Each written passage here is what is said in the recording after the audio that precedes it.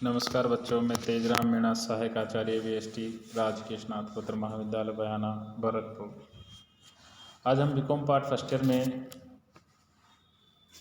Method of remuneration labour श्रम पारिश्रमिक की विधियाँ के संबंध में अध्ययन करेंगे।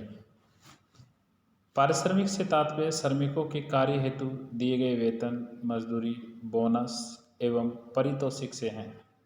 श्रमिकों को पारिश्रमिक देने की अनेक विधियां हैं। उनमें से एक विधि का चयन किया जाता है जिससे कि वे कार्य के लिए प्रेरित हो सके और निरंतर कार्य क्षमता में वृद्धि कर सके।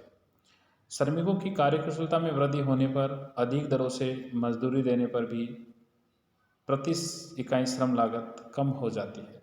यानी अगर कार्यकुशल श्रमिक होंगे तो उनकी प्रति इकाई श्रम लागत है वो कम आएगी। इसके अतिरिक्त सामग्री का क्षय, दूषित माल से हानि कम हो जाती है। समय कम लगने से हमारे जो ऊपरी व्यय हैं वो भी क्या होते हैं, कम होते हैं। वेल्डन ने अपनी परिभाषा दी है। उन्होंने कहा है न्यून मजदूरी का अर्थ कम लागत से नहीं है। वास्तव में यह व्यापक रूप से माना गया है कि कुशलतापूर्वक संगठित कारखानों में अधिक मजदूरी देने पर भी श्रम लागत न्यूनतम हो सकती है। यानी विशेषकर श्रम लागत को कम करने के लिए हमें कुशल श्रमिकों को ज़्यादा से ज़्यादा कार्य पर रखना चाहिए। उत्पादन लागत में श्रम लागत का विशेष महत्व है। अनेक बार क्या होता है कि प्रति इकाई लागत का 60 से 70% भाग श्रम लागत ही होती है। श्रम लागतों का महत्व बच्चों इसलिए भी है, यदि श्रमिक का पूरा उपयोग किसी दिन न किया जा सके तो अगले दिन उससे दुगना कार्य नहीं करवाया जा सकता। श्रमिक की कार्यकुशलता उसे दिए जाने वाले पारिश्रम पर निर्भर करती है। अतः पारिश्रमिक निर्धारित करते समय नियोक्ता की भुगतान क्षमता, कर्मचारी की योग्यता व आवश्यकता एवं देश की अर्थव्यवस्था का ध्यान रखना चाहिए। यानी पारिश्रमिक का निर्धारण करते समय नियोक्ता की भुगतान क्षमता, कर्मचारी की योग्यता और उसकी आवश्यकता और साथ ही साथ में देश की अर्थव्यवस्था को ध्यान में रखना चाहिए। श्रम के पारिश्रमिक व प्रेरणात्मक मजदूरी में अंतर है। यानी रेम्यूनरेशन और इंसेंटिव है, इसमें अंतर है। रेम्यूनरेशन और इंसेंटिव में बेसिकली अंतर बी के भार के अनुसार ये हैं। पारिश्रमिक सेवा व मेहनत का पुरस्कार है, जबकि प्रेरणात्मक मजदूरी से आशय अतिरिक्त मौद्रिक भुगतान या अतिरिक्त सुविधा देकर श्रमिक के कार्यकलापों व उसकी कार्यकुशलता में वृद्धि करना है। यानी पारिश्रमिक उसके द्वारा किए गए कार्य या सेवा या मेहनत का पुरस्कार होता है, जबकि जो प्रेरणात्मक मजदूरी दी जाती है, इंसेंटिव मजदूरी दी जाती है, उसका जो उद्देश्य होता है उस श्रमिक की कार्यकुशलता में वृद्धि करना होता है।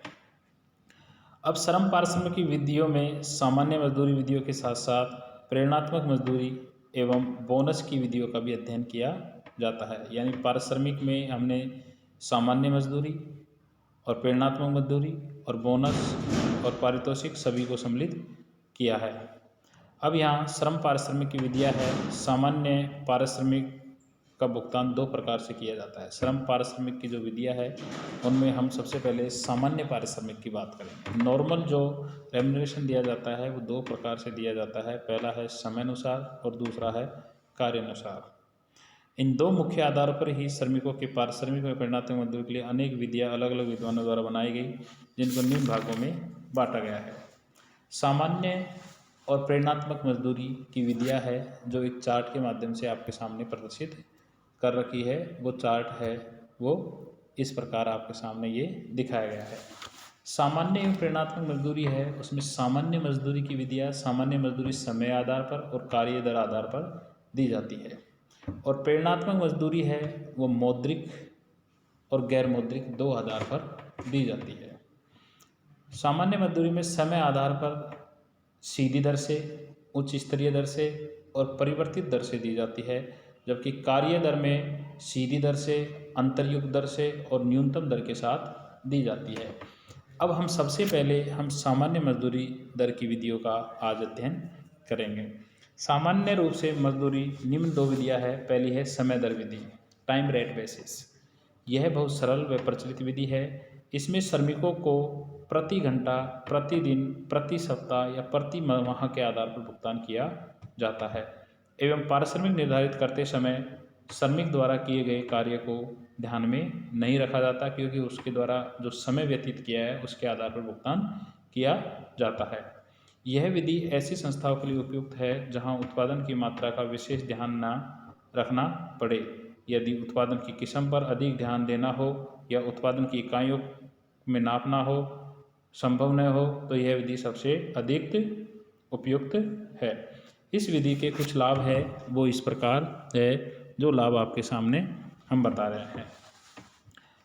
समय दर विधि के अनुसार सामान्य मजदूरी का जो भुगतान किया जाता है उसमें इसके लाभ, यह विधि सरल है, कार्य सावधानी से अच्छी किस्म का होता है, कर्मचारियों में भेदभाव नहीं रहता क्योंकि कुशल व अकुशल श्रमिक समान दरों से भुगतान प्राप्त करते हैं। यानी समय दर विधि में कुशल श्रमिक और अकुशल श्रमिक है वो समान दर से भुगतान प्राप्त करते हैं। श्रमिकों की कार्य क्षमता वृद्धि का सारा लाभ नियोक्ता को मिल जाता है, इसलिए नियोक्ता कर्मचारियों को पर्याप्त कार्य सुविधा प्रदान करते हैं।